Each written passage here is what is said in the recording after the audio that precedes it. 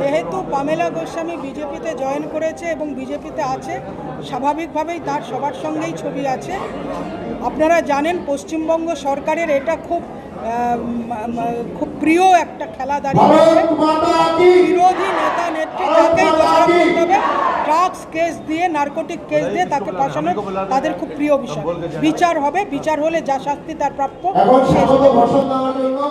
কেন্দ্রীয় সরকার তার প্রশাসনিক ইয়ের মাধ্যমে কত পর্যায়ের কেন্দ্রীয় বাহিনী আসবে এই ব্যাপারে আমরা যদি একটু আপনার কাছ থেকে জানতে পারতাম।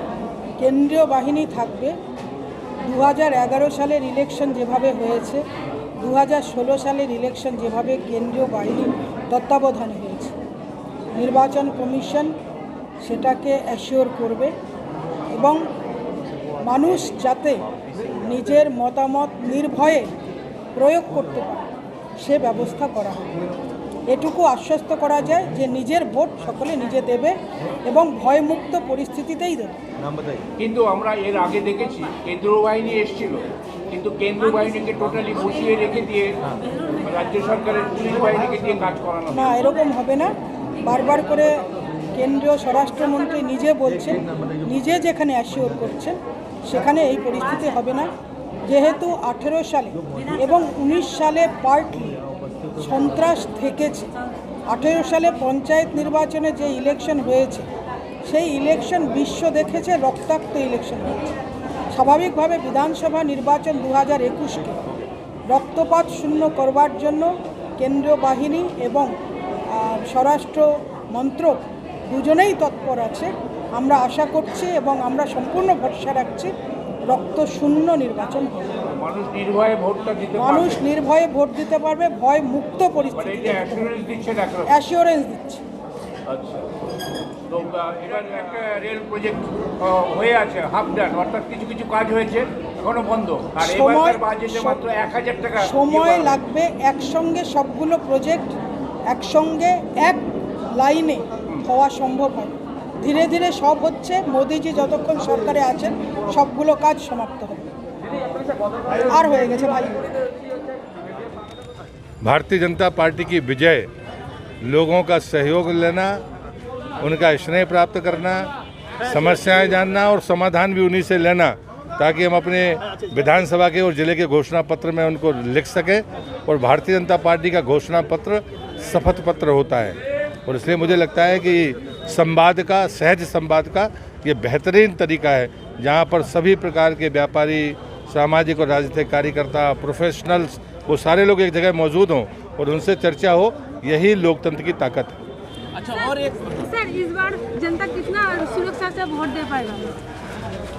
उत्तर बंगाल के लोगों ने तो लोकसभा में ही फैसला सुना दिया, और जिस प्रचंड बहुमत के साथ में हमारे सांसदों को जिताया है, तो उत्तर बंगाल में तो उससे भी ज़्यादा बेहतर परिणाम आने वाले हैं। इसलिए कोई दुविधा किसी के दिमाग में नहीं। कॉन्फिडेंस है तो तृणमूल से क्यों ले रहे हैं आप लोग नेता?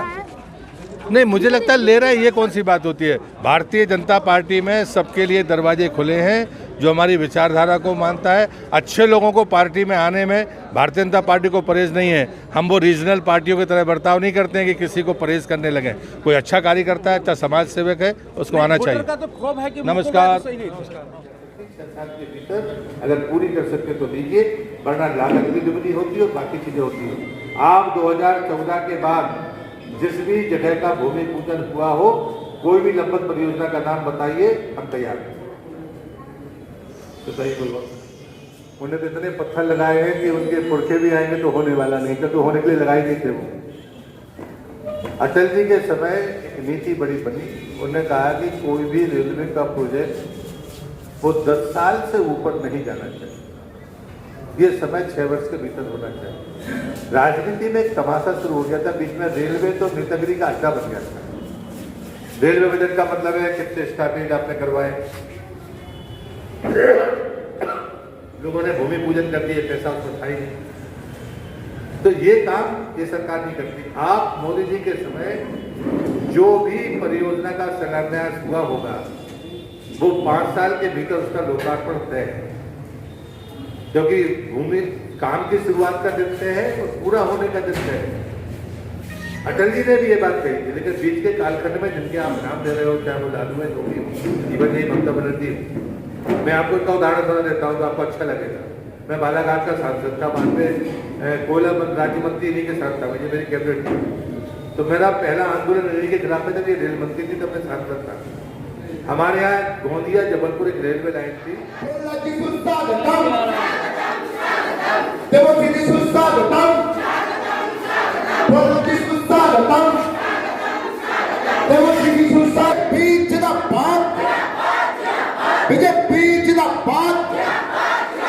भारतीय जनता महिला मोर्चा जिंदाबाद। সরকার মহাশয়কে মঞ্চে আসন গ্রহণ করার জন্য অনুরোধ করছি।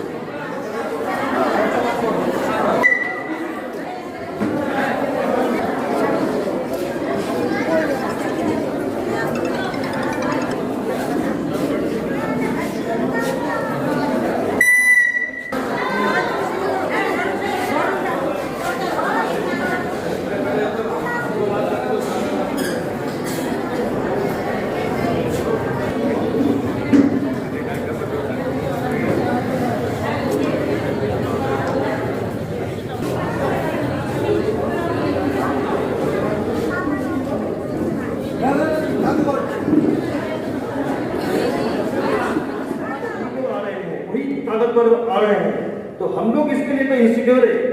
How can we change the government and the mode of the government? Please let me clear the position of the government stand right now. मुझे लगता है कि और संसद इतना मजबूत है, पहली चीज तो उसको स्वप्न मत कहिए, आप इसको मॉडल कहिए।